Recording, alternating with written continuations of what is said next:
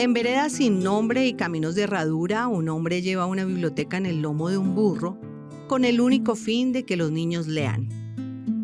En Bogotá, el sobreviviente de un rocket cuenta cómo ese instante cambió su vida.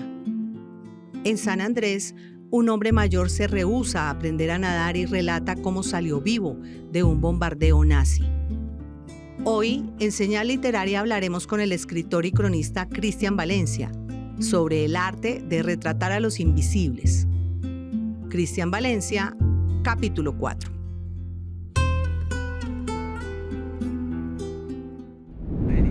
Bienvenidos una vez más a Señal Literaria. Hoy me acompaña el gran escritor y cronista Cristian Valencia, autor de ese libro de leyenda El Quijote anda en burro y otras crónicas.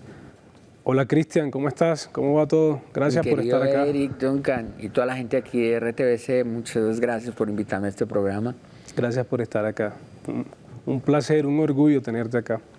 Cristian, hablemos un poco sobre El Quijote anda en burro y otras crónicas. ¿Cuál es la génesis de ese libro? Yo creo que es una compilación de tu trabajo por muchos años. Así es, Eric. Ahí, de pronto, en la editorial Planeta, cuando estaba Juan David Correa de editor, nosotros teníamos un plan de publicar 3 novelas con un personaje que se llama John Soto, que aparece en Érase una vez en el Chocó. Y me dijo, mientras tienes la segunda, ¿por qué no hacemos una compilación de todo tu trabajo de crónicas? Y lo hicimos, o sea, lo sacamos pues como en bombas y después me dieron la grata noticia de que lo iban a publicar en Tusquets y todo se fue dando así como muy fácil. Yo hice la compilación, hice más o menos como el orden y resultó bien, sí. ¿Qué me puedes decir de Soriano, ese profesor que está un poco perdido de pronto en el imaginario colectivo? La gente piensa todavía en el profesor que anda en burro por los pueblos de la costa con su biblioteca. ¿Cómo fue ese encuentro con él?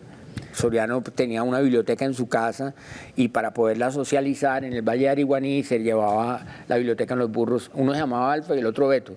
Y yo casi ni caigo en cuenta que juntos se llamaban alfabetos. Ellos estaban en la hora lenta en ese momento.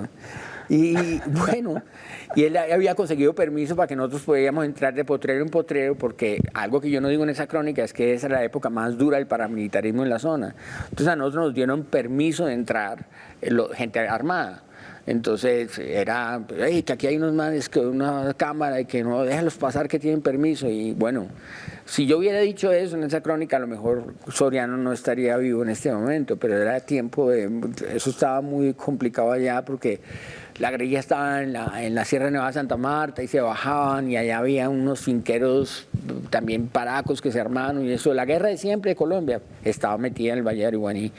Entonces viajamos con él, yo viajé creo que en la sala de referencia que era Alfa y pasamos muy bueno, aprendí a montar en burro, a apoyar el burro, a jalarle las pelucitas, todo bien, sí. Eso, y ahí conocí la gran labor que hacía Soriano, era increíble. Bueno, Cristian, hay días en los que nos levantamos muertos, ¿cierto? Hay días en que amanezco muerto. Sí, Eric, el título de ese libro de crónicas, que era el primero que iba a publicar ahí con Random House, con Debate, en el 2007, se llamaba originalmente 3 maneras de morir. Pero la editorial tenía problemas, que porque el libro no se podía llamar como una de las crónicas, y yo, bla, bla, bla. Le dije, no, yo no tengo otro, yo me rancho en este, pero hubo un día en que yo amanecí derrotado y salí a comprar café a una tienda por ahí en Las Aguas, cerca de la Universidad de los Andes, y había un grafiti gigante que decía, hay días en que amanezco muerto, y yo estaba así, y yo dije, el libro es ese. Entonces le puse el título, no le di crédito al grafitero porque pues no lo puso, era completamente anónimo, pero eso viene realmente de un grafiti que veía en Las Aguas, al lado de una vaina que se llama Puerto Arepa. Claro, y es como esa idea también un poco de que los títulos se nos revelan, ¿cierto? Es como pues sí, una revelación, pero tiene que ver incluso con el mismo García Márquez, con la aparición de Macondo, ¿cierto? En un viaje que hace por Aracataca. Claro, la finca esa queda para la montaña de la sierra, cerca de Guacamayal, entre Guacamayal y Río Frío, subiendo por ahí. Yo conocí Macondo y me aterró pues de que existiera la palabra y el pueblo, la finca. Y se desarrolló un pequeño turismo ahí chiquitico, es el verdadero Macondo, nadie creería que existe, pero obviamente allá no hay nadie que huele, y no hay José Arcadio, no hay gitanos, claro. Todo realmente es la invención de la maravillosa imaginación de don García Márquez. Retomando un poco la crónica de Soriano, el biblioburro, ¿cómo fue el proceso de investigación, la documentación de esa crónica? ¿Cuánto tiempo te tardó la construcción de ese texto? Eric, íbamos a ciegas, y digo íbamos porque iba con el fotógrafo que también tenía que hacer un trabajo grande allá. Recorrimos el lugar durante 3 días más o menos, y pues yo tomando nota de todo lo que pasaba, incluso de este problema tan grave que de paramilitarismo. Sabía que no lo iba a nombrar porque seguramente jodían a Soriano. Y después llegar a documentarme, a ver qué había en otros mundos sobre eso, y descubrí que no había muchas bibliotecas montadas en burro en el mundo. Entonces realmente es una crónica hecha sobre la anécdota y sobre la reportería que hice con él, la conversación que tuve con Soriano, de toda su infancia, de la biblioteca, de Valledupar, de su delicadeza, de cómo se la montaban cuando pelado, y todo eso combinado con el maravilloso mundo del Valle de Ariguaní, que había una maestra que se llamaba Madelis Judith España, una mujer que estaba vestida con un tejido de lana en crochet en el Valle de Ariguaní a 40 grados, con tacones. Y yo decía, Madelis, yo puedo seguir visitándote algún día, llamarte o algo así, porque me gustaría saber de ti. Y ella se quedó pensando un rato, ella iba entaconada por un camino de vereda y yo iba en burro, imagínate eso. Entonces ella me dijo, está bien, te voy a dar permiso de que me cortejes. Era una mujer del siglo XVIII, definitivamente caminando por esos valles, una mujer muy elegante, y yo no lo podía creer, y bueno, pues hasta ahí llegó el cortejo, porque nunca más pude hacer nada. Sí. Claro. Cristian, ¿cómo te ha ido con los clubes de lectura? Cuando yo era pelado había una gente de la Nacional, de la carrera de literatura, que hicieron un club de lectura que se llamaba MU, y yo me quería vomitar, pues porque es que no me gustaba un poquito, pero era porque era muy anarquista, ellos eran muy buenos todos, eran excelentes lectores, pero la significación de MU es porque ellos rumiaban cada texto. Claro. Entonces, sí, y a mí esa explicación me parecía bastante cursi, porque yo era un poco pendejo y altanero. Claro. Pero ese fue el único club de lectura donde estuve, y estuvo pues chévere, y bueno, eso, pero realmente ha sido una formación solitaria, pues como casi todos los escritores. Bueno, te lo digo porque estuvimos indagando en la vida de esos espacios donde habitan los lectores. Yo soy Nicolás Hernández Díaz, yo hago parte de Revista Miserio, somos un proyecto editorial y decidimos organizar este grupo de lectura sobre Palestina, también bajo la intención como de articular los temas, las preocupaciones, las líneas de trabajo que tenemos en la revista con un enfoque abiertamente político. Luchar a favor de Palestina también es una lucha contra lo que estamos luchando aquí en Colombia, que son lógicas de expropiación, de desplazamiento también hacia varias comunidades. Hoy estuvimos discutiendo un texto llamado Está llorando el cielo, y a partir de él tuvimos una discusión que giraba en torno a la noción de historia, armarnos con formas de responder, reaccionar, articularnos. ¿Cómo se registrará en la historia este genocidio? Extraña pregunta en medio de la indescriptible violencia del Estado colono israelí. La historia no es lo que uno escoge que sea, pero a nosotros nos han educado con una historia que es escogida.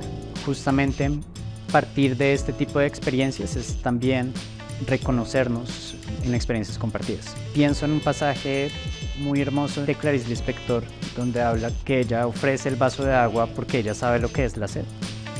En la oscuridad de la noche ha asumido la luna el papel del sol, derramando lágrimas de fuego sobre mi pueblo. Nos ha traicionado el cielo. Pues te cuento, Cristian, que estuvimos en este club de la valija de fuego, donde se habla y se debate en torno a la situación actual de Palestina con Israel, un país que ha estado al borde de la desaparición de un soplo. Y eso me da pie para preguntarte por los invisibles. ¿De dónde te llegan a ti las historias de estos personajes que a veces están como al margen, invisibles? Ay, yo creo que el mundo entero se compone de invisibles, ¿no? que realmente las personas que están por ahí mojando la prensa y que son tan importantes son una minoría de un enorme iceberg que está centrado en la humanidad y somos todos nosotros los que hacemos todo. Entonces yo creo que uno sale y se los encuentra siempre están por ahí, uno está muy al borde de verlos porque uno también es invisible a la hora de la verdad. Claro. Eso yo creo que uno es hermano de todos. Claro, claro. ¿Por qué no me cuentas también un poco la historia de este hombre que sobrevive a un el roquetazo en la posesión de Álvaro Uribe en el 2002? Y el hombre está ahí como en el cartucho, haciendo una fila cuando está ahí el rocket en la casa, muere casi todo el mundo y tú te lo encuentras, conversas con él.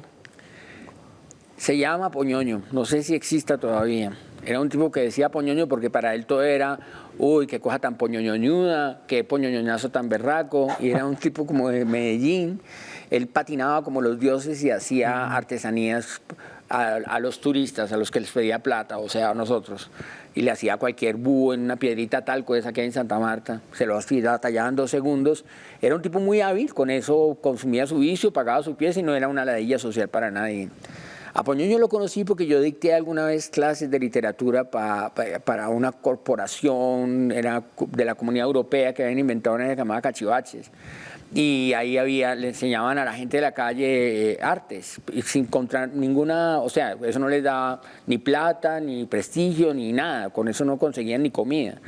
Y yo dictaba literatura para un poco de ñeros ahí del cartucho, y ahí yo conocí a Poñoño, que no iba al taller de literatura, sino que él se iba a bañar muy temprano ahí, todo el mundo lo conocía. Cuando estalla lo del cartucho, es una noticia que yo sé de primera mano, porque dice, el roquetazo que iba para Álvaro Uribe le cayó a Poñoño, más o menos. Entonces, sí, le cayó a Poñoño, estaba haciendo una fila para comprar bazuco y le cayó muy extraño que se equivoque por más de 500 metros un roquetazo. Yo sé que las armas de la guerrilla son inexactas, pero hasta allá. Pues bueno, entonces ahí yo le dije, al año me lo encontré muy mal, en muy mal estado. Yo le dije, uy, Poñoño, yo voy a escribir algo sobre ti para ver si de pronto logramos que haya una indemnización del Estado. Realmente era una labor social. ¿Qué me puedes decir de el rescate de la literatura indígena? Bueno, tú tienes un proyecto así, ¿no? Ya se hizo con Libro al Viento. Me encargaron hacer como una compilación de literaturas indígenas de la resistencia, y eso era un proyecto con la Jurisdicción Especial para la Paz. No fue tan fácil. Al fin los encontré, pero pues nada, después fuimos y tuvimos... y encontré también a Hugo Jamío y Juan Gibioy, pues en el Valle del Sibundoy, que es un poeta, el genio de la oralitura en Colombia, y a Vito Puchana de la comunidad que tú lo debes conocer, a Vito, sí, a Miguel Ángel, que pues en lengua guayú el man escribió, también a Frei Chicangana, y a una mayora del Cauca y a otra en Vera del Turbo, y con esos compusimos un bonito libro que se llama Literaturas Indígenas de la Resistencia. Está en Libro al Viento y fue publicado con apoyo de la JEP. Y ya, pues creo que hace ya 2 años que fue publicado esto. Tremenda historia, tremenda historia. Cristian, ¿tú qué piensas de los lectores en general? Que son un misterio, o sea, uno escribe solo, solitario en la casa y jamás imagina que eso que uno está escribiendo vaya a llegar a un lugar, y que vaya a llegar a un lugar, a un libro, y que el libro lo compre alguien y que alguien lo lea y que alguien después le diga, uy, leí tu libro. Es una cosa que es un misterio, o sea, es como la magia de la literatura. A uno cuando lo abordan como escritor, alguien en la calle, oye, yo leí tu libro, pero es que uno se acuerda que estaba escribiendo eso completamente solo, con frío en Bogotá, escribiendo a las horas más inhumanas del mundo, y después que se encuentre uno con un personaje que lo leyó, a mí me parece que eso es pura magia, eso es magia pura. Bueno, pues te cuento que conversé con un lector bastante reconocido, entonces con eso doy paso a Mira quién lee. Bienvenido a La Señal Literaria, el programa literario de Señal Colombia, en el que hablamos de libros, autores, el mundo infinito de la ficción. Así es, el mundo maravilloso de la ficción. ¿Para qué sirve la literatura? ¿A ti para qué te ha servido? Para soñar. Mira, hay varias cosas para las que sirve la literatura. Una de ellas muy importante y es que se está olvidando. Estos bichos están haciendo que se olvide rápidamente. Porque lo más importante que puede tener un ser humano es la soledad. Lo más importante que puede tener un ser humano es esa voz con la que conversas todo el día. Esa voz que algunos llaman conciencia, o que Machado decía, quien habla solo aspira a hablar con Dios un día, ¿no? Tienes un descubrimiento literario que hayas hecho recientemente. Un descubrimiento literario que haya tenido recientemente. Sí, pero va a parecer muy loco y ustedes me van a decir que estoy loco, pero bueno, no importa. Te iba a decir Danilo Kiss, pero Danilo Kiss lo descubrí hace años, pero me sigue sorprendiendo. No, ¿sabes a quién descubrí? Que yo no había leído Kafka. La muerte puede ser un personaje literario, más bien literario. Puede parecer una construcción literaria. Fíjate, yo por ejemplo no creo en la muerte. Yo no creo que cuando tú mueras, mueras.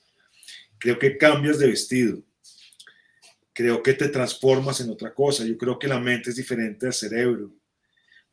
Creo que tienes varios cuerpos. Creo que no nos podemos ver en las dimensiones correctas.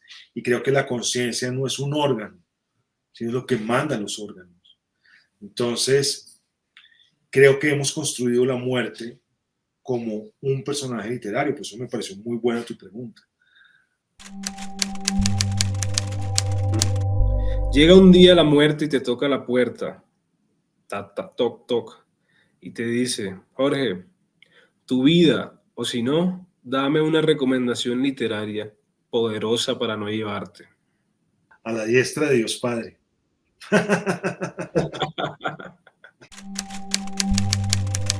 De los autores y autores que ya no están aquí entre nosotros, ¿con quién te tomarías un trago? Un whisky, tal vez, una cerveza.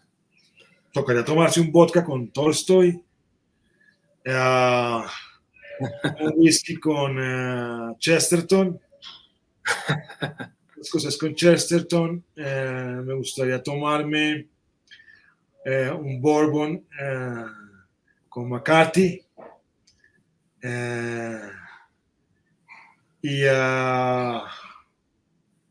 Y me gustaría tomarme un coñac con Kafka.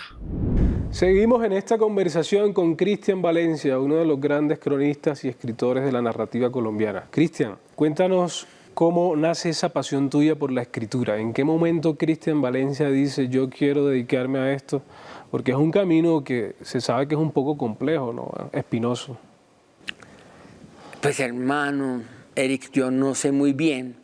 Yo creo que fue porque en la casa de mi mamá, entre el baño y la pieza, un día atravesaron una máquina de escribir y yo salí del baño a vestirme y le hice así a la máquina de escribir y me sonó muy chévere. Y me la llevé para el cuarto y me puse a escribir y yo no sabía por qué escribía y ese día iba para una fiesta y no fui a la fiesta. Y de ahí en adelante empecé a escribir a máquina de escribir porque me sonaba la percusión, era como percusión, eso de así. Y entonces, pero yo, el primer sorprendido con lo que uno escribe es uno mismo. El escritor se sorprende con lo que escribe, como así que eso estaba dentro de mí. Y ahí salían un poco de cosas pues muy malas y todo, pero yo me quedaba sorprendido con eso. Y entonces ahí, era como a los 19 años, ahí yo me pegué, yo dije, bueno, yo quiero jugar a esto y quiero entender de qué se trata esto que hay adentro, pues, o sea, porque básicamente es como sacar afuera algo que está por ahí en algún lado de uno. Y también creo que empecé a hacer como unas prácticas en unos periódicos por ahí que regalado, ¿no? Pero en ese tiempo las salas de redacción eran como clubes de jazz, porque eran unos escritores pesados y teléfonos negros y todo el mundo fumaba y eso era un humero ahí, había música, había aguardiente y máquinas de escribir y telefax vomitando papel, eso era yo decía, esto es una película. Y yo estaba ahí y a mí me tocaba hacer como, me habían puesto a la columna de Corabastos. La columna de Corabastos significaba irme para Corabastos a las 3 de la mañana a saber cómo estaba el tomate y la cebolla. Y después llegar al periódico a escribir en un formato que ya estaba, decía tomate ayer 5, hoy 6. Eso era todo lo que yo escribía, era el número 6, el número 4, el número 3. Yo le decía al jefe de redacción, hermano, déjeme aunque sea yo redacto una receta, compadre, que yo estoy que me escribo. Y no me dejaban nada, pero yo estaba ahí con todos. Y un día me mandaron a hacer como a cubrir una rueda de prensa del ministro de Agricultura y era como ver salir a Madonna, porque todos los periodistas se tiraron encima, embutirle el micrófono a él y yo le dije, no, yo aquí no me meto, yo me quedé sentado en un sofá mirando toda esa trifulca y después le dije a un man de RCN, le dije, véndeme el cassette, dame una copia del pase, yo te lo compro y entonces yo así tenía lo que ellos tenían, pero tenía también la gran fotografía de todo lo que había pasado. Oye, me pareció muy impactante también la historia del sobreviviente del bombardeo nazi, ¿no? Sí. Personaje que vive en San Andrés. Ya se murió Dalton Howard. Me lo encontré de casualidad. Yo estaba en Providencia y yo ya sabía que en los años de la Guerra Mundial los submarinos alemanes estaban rondando el Caribe. Porque el plan de ellos era, ellos bombardearon varios puertos en Miami, pero el plan de ellos que era bombardear el canal de Panamá para destruir la posibilidad de que pasaran embarcaciones gringas por ahí a azotarlos. Entonces había submarinos alemanes que estaban haciendo negocio con los marinos de Providencia, los isleños, comprando combustible, yo qué más sé, ¿no? Y parece ser que pagaron por adelantado algo y ellos no les cumplieron, ¿no? Entonces, en una buena de esas fueron 3 embarcaciones bombardeadas por submarinos alemanes, el Resolute, el Roa Mar y el otro, no me acuerdo, pero también es con R. Y pues salieron y yo sabía esa historia. Y un día me dijeron, listo, ya hay un barco que sale de San Andrés, ya usted se va a hacer la ruta de Roncador, Quitasueño, Serrana, Serranilla, Alburquerque, Cayo Pedro, todo eso. Y la primera recalada que tuvimos fue en Providencia, y yo me bajé en Providencia porque había que quedarse 4 días allí. Y ahí indagando, conversando, me dijeron, sí, aquí hay uno de los sobrevivientes, se llama Dalton Howard. Y de pues lo entrevisté, Dalton Howard ya tenía muchos años, y me habló de esa noche fatal donde su mamá recibió un balazo en el pulmón y a él le dieron 2 balazos en la nalga, los 2 balazos en la nalga. Qué historia. Y la mamá lo recogió y nadaron un rato por el mar con tan buena suerte que venía un barco que hacía la ruta a Colón y lo recogió. Y bueno, la mamá no se murió en ese momento y él tampoco, pero él a partir de ese momento le cogió fobia al mar. O sea, imagínate tú una serie en Providencia y que no te guste el mar. Estás un poco jodido, ¿sí o no? Sí. Pues él se dedicó hizo una carrera como el tipo que componía el alumbrado público. Él dijo, a mí el mar no me gusta ni verlo. Claro, no. Tremenda historia. Sí. Bueno, Cristian, gracias por acompañarnos en esta señal literaria cálida y que pretende ser nada intermitente, sino que se sigue proyectando en todos los hogares y las pantallas de la televisión colombiana. Te voy a pedir, hermano, por favor, antes de que te vayas, que nos leas un fragmento de una de tus crónicas en esa silla que está allá, que parece un poco huérfana, pero no lo es tanto. Gracias, Cristian. No, Eric, gracias a ti y a toda la gente que está aquí detrás de cámaras. Vale. Dale.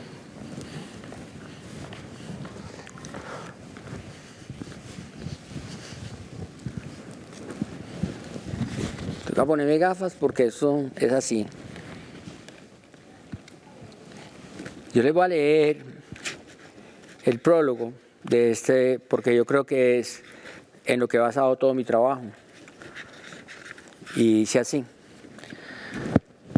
Por cuenta de la crónica, he tenido que navegar en chalupa, canoa, potrillo, panga, velero, lancha, barco carguero, remolcador, buque de guerra, voladora, deslizador, kayak y balsa. Por cuenta de la crónica, he montado en burro, en caballo, mula, buey y alpaca. Y he mirado a los ojos a una culebra, a un tigre de Bengala, a un oso siberiano rabiando de calor, una nutria ciclotímica e hiperactiva, y también me he dejado sacar piojos imaginarios por una amiga enamorada. He tenido que atravesar puentes colgantes, que tenían más de colgantes que de puentes. He quedado enterrado en el barro hasta las rodillas. He caminado tras una pista falsa por días y he estado en rituales de Yajepe, Yote, Ambil, Mambe y Yopó con chamanes poderosos de la selva.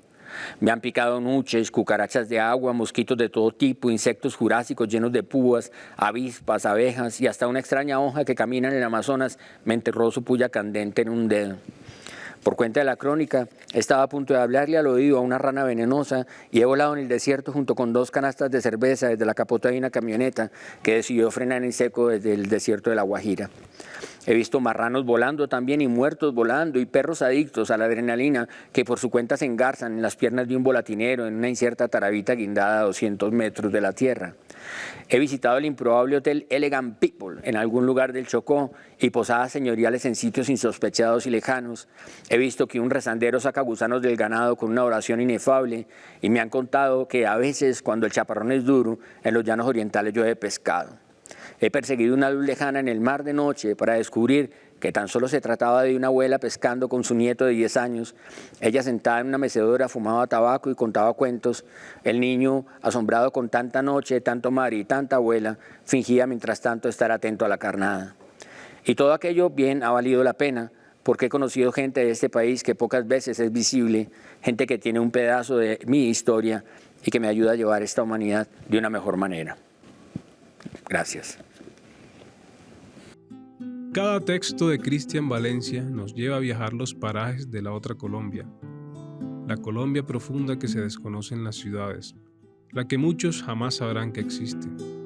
Cristian logra poner en jaque la comodidad del lector, lo cuestiona sobre la necesidad de conocer a los demás, sin distinciones.